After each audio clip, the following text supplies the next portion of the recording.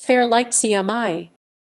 The Fairlight CMI, short for Computer Musical Instrument, is a digital synthesizer, sampler, and digital audio workstation introduced in 1979 by Fairlight. It was based on a commercial license of the Caser Mate developed by Tony Firth of Creative Strategies in Sydney, Australia. It was one of the earliest music workstations with an embedded digital sampler, and is credited for coining the term sampling in music. It rose to prominence in the early 1980s and competed with the synclavier from New England Digital. History. Origins 1971–1979. In the 1970s, Kim Ryrie, then a teenager, had an idea to develop a build-it-yourself analog synthesizer, the ETI 4600, for the magazine he founded, Electronics Today International ETI. Ryrie was frustrated by the limited number of sounds that the synthesizer could make. After his classmate, Peter Vogel, graduated from high school and had a brief stint at university in 1975, Ryrie asked Vogel if he would be interested in making the world's greatest synthesizer based on the recently announced microprocessor. He recalled, "We had long been interested in computers. I built my first computer when I was about 12, and it was obvious to me that combining digital technology with music synthesis was the way to go." In December 1975, he and Vogel formed a house-based company to manufacture digital synthesizers. They named it Fairlight after the hydrofoil ferry passing before Ryrie's grandmother's home in Sydney Harbour. The two planned to design a digital synthesizer that could create sounds reminiscent of acoustic instruments' physical modeling synthesis. They initially planned to make an analog synth that was digitally controlled, given that the competing Moog analog synthesizer was difficult to control. After 6 months, the pair met Motorola consultant Tony Firth. In association with the Canberra School of Electronic Music, Firth built a digital synthesizer using two 8-bit Motorola 6800 microprocessors and the light pen and some of the graphics that would later become part of the Fairlight CMI. However, the machine was only able to create exact harmonic partials, sounding sterile and inexpressive. Vogel and Ryrie licensed Firth's design, mainly for its processing power, and decided to use microprocessor technology instead of analog synthesis. Over the next year, the duo made what Ryrie called a research design, the bulky, expensive, and unmarketable 8-voice synthesizer Caser Mate, which included a 2x2 by 4-foot processing box and a keyboard. By 1978, Vogel and Ryrie were making interesting but unrealistic sounds. Hoping to learn how to synthesize an instrument by studying the harmonics of real instruments, Vogel recorded about a second of a piano piece from a radio broadcast. He discovered that by playing the recording back at different pitches, it sounded much more realistic than a synthesized piano sound. He recalled in 2005, "It sounded remarkably like a piano, a real piano. This had never been done before. By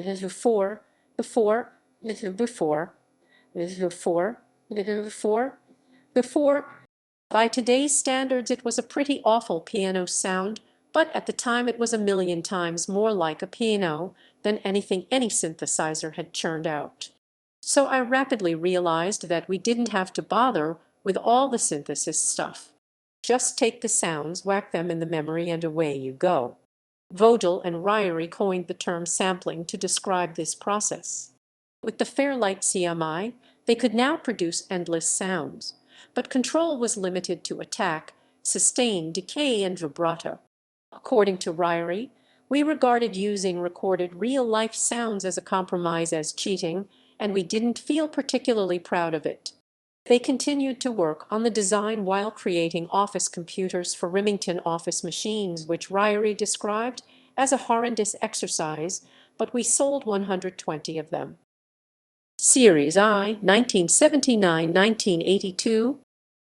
In addition to the keyboard, processing, computer graphics, and interactive pen borrowed from Firth's synthesizer, the pair added a QWERTY keyboard, and a large 1 by 1.5 by 3 foot box stored the sampling. processing, and ADC/DAC hardware, and the 8-inch floppy diskette. The biggest problem was largely considered to be the small 16KB sample memory. To accommodate sample lengths from approximately a quarter of a second, the slow sample rate introduced aliasing. However, Vogel felt the low quality of the sounds was what gave them their own character. The music composition language feature was criticized as being too difficult for empirical users. Other primitive aspects included its limited amount of RAM, 208 kilobytes, and its green and black graphics. Nonetheless, the CMI garnered significant attention from Australian distributors and consumers for being able to emulate sounds of acoustic instruments, as well as for its light pen and three-dimensional sound visualization.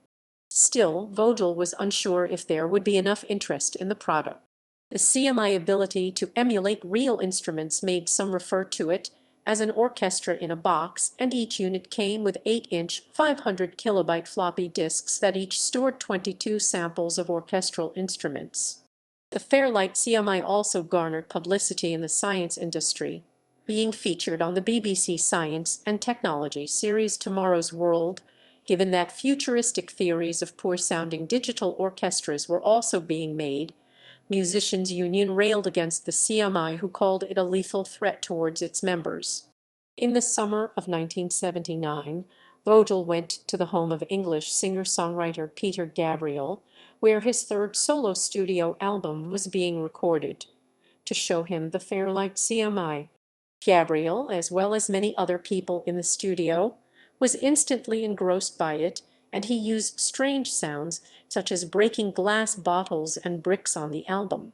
One of those present for the demonstration, Stephen Payne, recalled in 1996 the idea of recording a sound into solid-state memory and having real-time pitch control over it appeared incredibly exciting. Until that time, everything that captured sound had been tape-based. The Fairlight CMI was like a much more reliable and versatile digital mellotron. The first person to purchase the CMI in Britain was Led Zeppelin bassist John Paul Jones. Other well-known figures from the British music industry followed, including Boz Burrell, Kate Bush, Jeff Downes, Trevor Horn, Alan Parsons, Rick Wright, and Thomas Dolby. The Fairlight CMI was a commercial success in the United States as well, used by American acts such as Stevie Wonder, Herbie Hancock, Jan Hammer, Todd Rundgren, and Joni Mitchell. However, musicians came to realize that the CMI could not match the expressiveness and level of control offered by acoustic instruments, and that sampling was better applied as imaginative sound than in pure reproduction. Series Roman II, 1982–1985. The second version of the Fairlight CMI, Series Roman II, was released at a price of £30,000 in 1982. The sampler's maximum sample rate was increased to 32 Hz, allowing for a reduction of aliasing, but only for short samples as its sample memory was not increased. The bit depth of the sampler also remained 8-bit. The CMI popularity peaked in 1982 following its appearance on a special of the arts magazine series, The South Bank Show, that documented the making of Peter Gabriel's fourth self-titled studio album, where he used 64 kilobytes worth of samples of world music instruments and sequenced skippy-rhythmed percussion. The Fairlight CMI Series Roman II became widely used in popular music recordings of the early to mid-1980s, and its most commonly used presets included an orchestra Stab Orch 5 and a breathy Vox AR1. The CMI Series Roman II is also credited as helping launch popular musical styles such as hip-hop, MIG-beat, techno, and drum and bass. The popularity of Series Roman II was in large part due to a new feature, Page R, their first true music sequencer.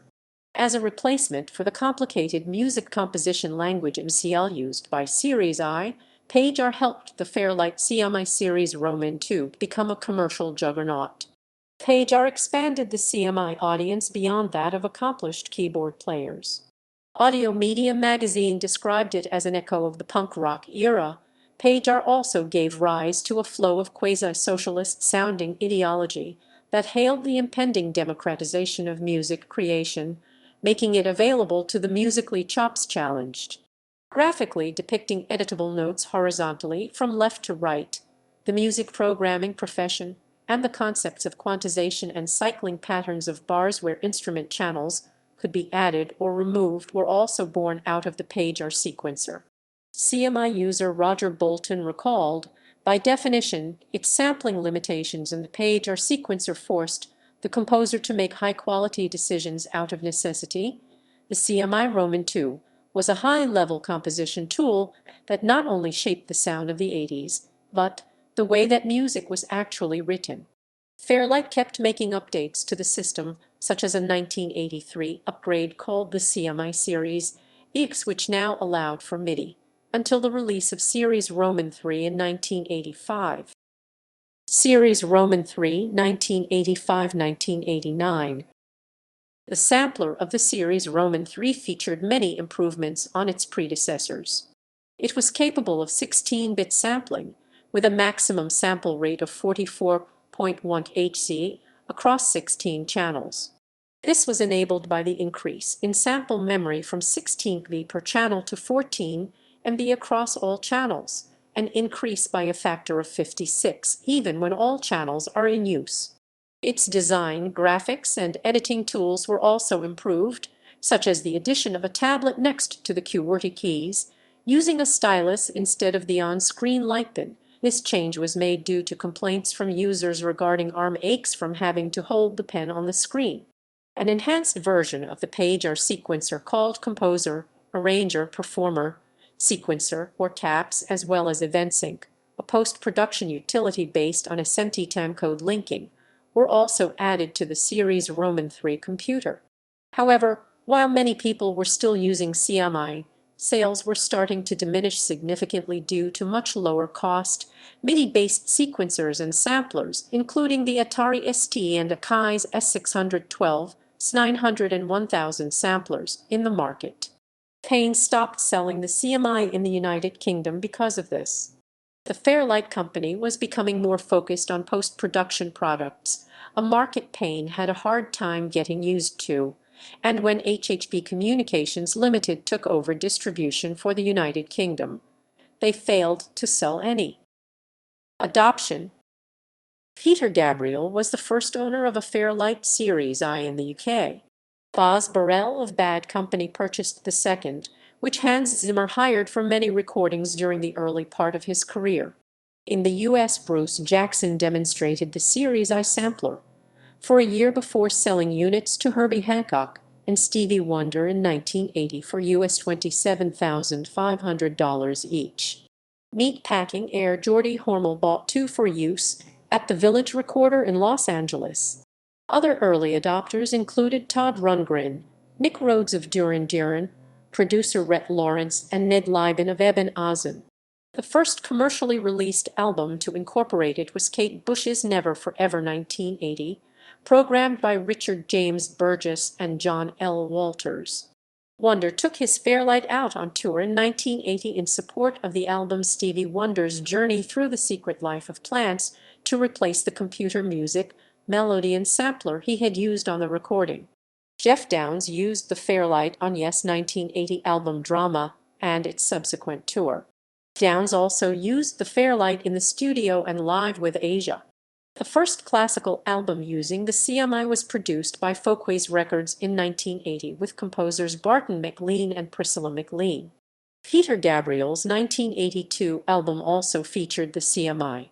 In 1981, Austrian musicians Hubert Bognermayer and Harald Schrader composed a symphony, Erdenklang Computerakistische Klangsymphonie.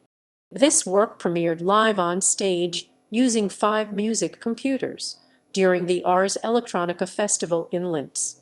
DeVoe's 1984 album Shout heavily featured the Fairlight CMI at the expense of analog instruments. Gerald Cazale later stated that Shout was the biggest regret of his career because the Fairlight synthesizer just kind of took over everything on that record. I mean, I loved the songwriting and the ideas, but the Fairlight kind of really determined the sound. Influence and legacy. After the success of the Fairlight CMI, other firms introduced sampling. New England Digital modified their Synclavier digital synth to perform sampling, while EMU Systems introduced a less costly sampling keyboard, the emulator, in 1981. In the United States, a new sampler company, Ensoniq, introduced the Ensoniq Mirage in 1985 for the price of $1695, less than a quarter of the price of other samplers. In America, Joan Gand of Gand Music and Sound in Northfield, Illinois, was the top salesperson for Fairlight. The Gand organization sold CMI to Prince James J.Y. Young of Styx, John Laurie of Petra, Derek St. Holmes of the Ted Nugent Band, Al Jurgensen of Ministry, and many private studio owners and rock personalities.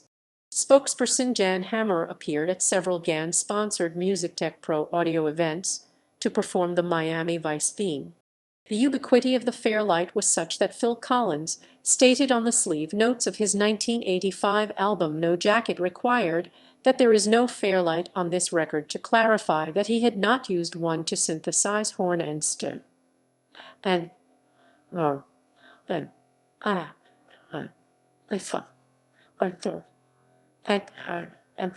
Coyle considered the device unique and unsurpassed, describing using the Fairlight as an oral equivalent of William Burroughs' cut-ups. In 2015, the Fairlight CMI was inducted into the National Film and Sound Archive's Sounds of Australia collection.